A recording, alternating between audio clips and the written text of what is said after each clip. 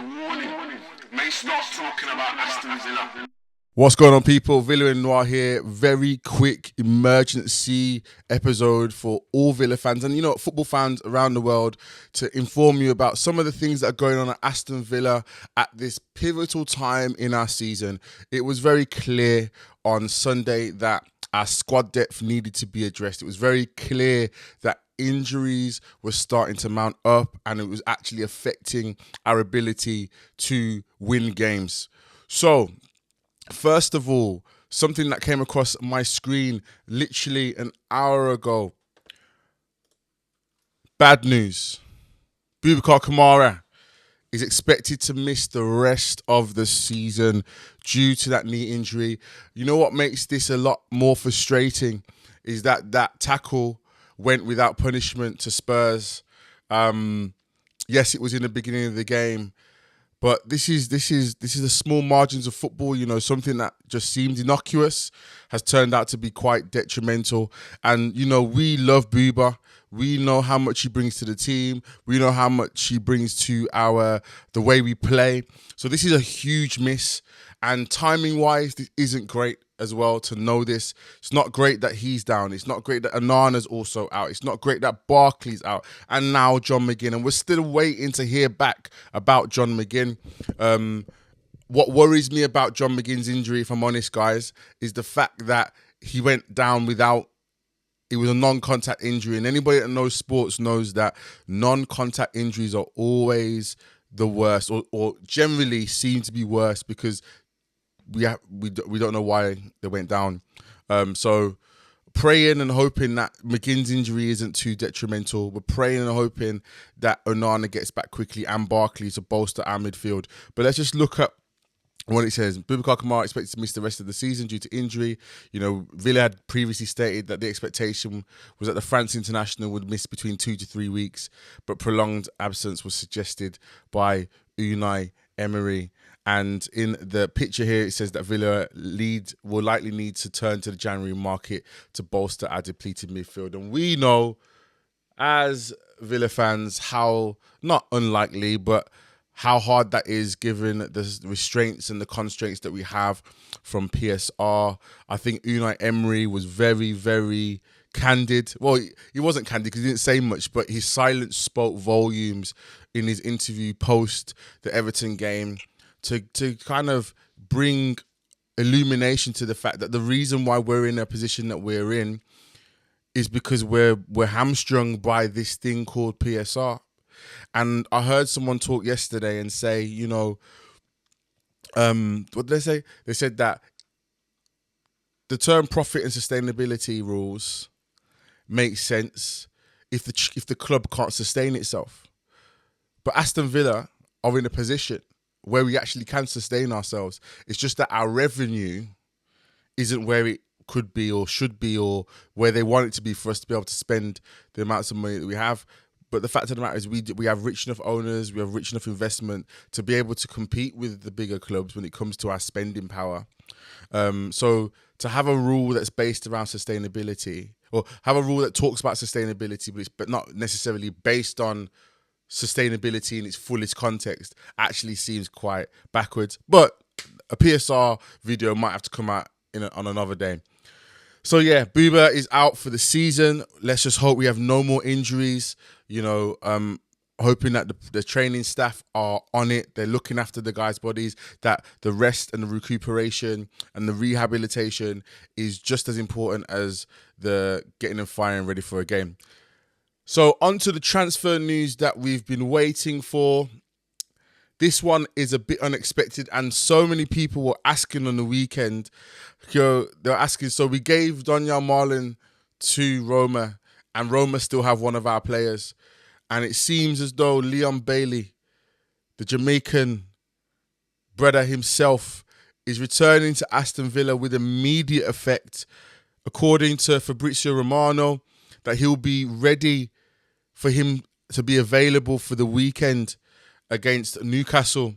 Now, many people will have different views on this. We know that Leon Bailey didn't have a great season last year. And the season before he was great. but he wasn't great last year. However, anyone that's watched Aston Villa this year has been seeing the fact that we've been crying out for someone on the right-hand side especially that has pace, somebody on the right-hand side that is willing to take defenders on, to give a different type of attacking problem, defensive problem to defenders. And, Leon Bailey, is as awful as he was last season, he comes in now with house money. He comes in now knowing that we need him, which is quite surprising. Not surprising, sorry, which might be surprising to some people.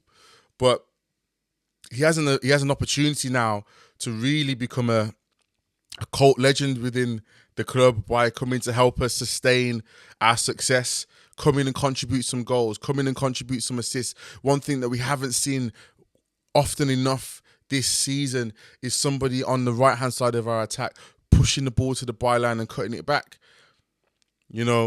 Oftentimes we're just trying to work through the middle, and even when we go wide, we work back in the middle. Yeah, I was saying Leon Bailey is someone that can give a different type of attack. It allows us to do something different and moving through the middle. So I'm looking forward to seeing him back. There might be some Jamaican bias in there. So Leon, welcome back. I'm praying and hoping that you have a great time in this second half of the season. Who's to say you can't be our Rashford of this season? I know that might sound hyperbolic, but listen, at this point where we're not able to buy players the way we want to buy players, things like this are important. And finally, because it has now been confirmed that an agreement has been reached by Villa with Tammy Abraham, that he's likely to move to Aston Villa. According to this, Fabrizio Romano says Aston Villa are advancing in talks with Besiktas to get Tammy Abraham deal done. There's an agreement that has been sealed with the player as Tammy has opened doors for the Aston Villa move. Club-to-club talks moving fast, not done yet, but well underway. And that was an hour ago that Fabrizio Romano has reported that Tammy Abraham coming back to Villa Park. Is this a good thing? I think it's important that we have a striker alternative to Ollie Watkins.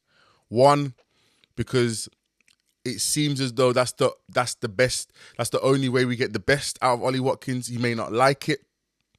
He may not enjoy it. But that's the only time we seem to get the best out of Ollie Watkins is when there's somebody on the bench that can do his job and score goals.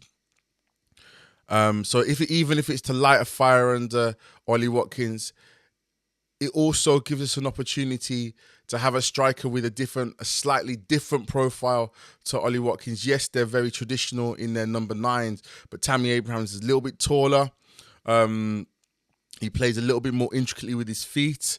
And I think he's a better finisher than Ollie Watkins. Yes, I might be going back to the Championship, but we saw a better finisher there from him. And even in his early time in Chelsea, he was pretty decent in front of goal.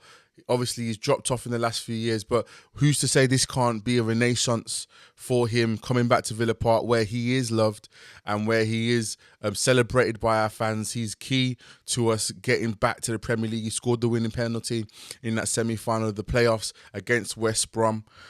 Tammy Abraham is a key figure in the Aston Villa folklore, and I'm just happy that there's an opportunity for him to come back. It bolsters our bench. It bolsters our attacking options. If there was ever a time where him, Morgan Rogers, Ollie Watkins are all on the pitch at the same time, that's quite a solid, tall, dominant potentially front line. So listen, who knows? Who knows? But this is good news. I'm glad that we're starting to see some movement in the market, and it's a shame, to be fair. One thing I'll say is that it was Unai that had to say something again to get the attention of even our higher ups or even those further away from the club, because he did the same thing in September or August. Sorry, in August, he did the same thing in August where we hadn't bought anyone, and he said something against that loss. Was it loss against Brentford, or was it the draw against Everton, and we went out and bought 3 players or loaned 3 players straight away. 1 hasn't worked out, 2 potentially has worked out. So, yeah, listen, let's see what happens. I'm staying positive because it's important that we do stay positive. We're still 7 points clear of 5th place. We have an opportunity to continue to kick on. I'm expectant for Thursday. I'm expectant for Sunday against Newcastle. We can do it. All right. Listen, guys, let me know your thoughts, your opinions in the comments about these transfer news, about the injury news to Boubacar Kamara. Make sure you like, comment, subscribe. Please don't forget that I'm doing a subscriber giveaway once I reach 1,000 subscribers. We're moving towards that slowly but surely. We're moving towards that. So make sure you subscribe. Make sure you share this with somebody. Make sure you get active in the comments. I enjoy hearing what you have to say. All right, guys, you know what it is. Up the Villa always. Peace.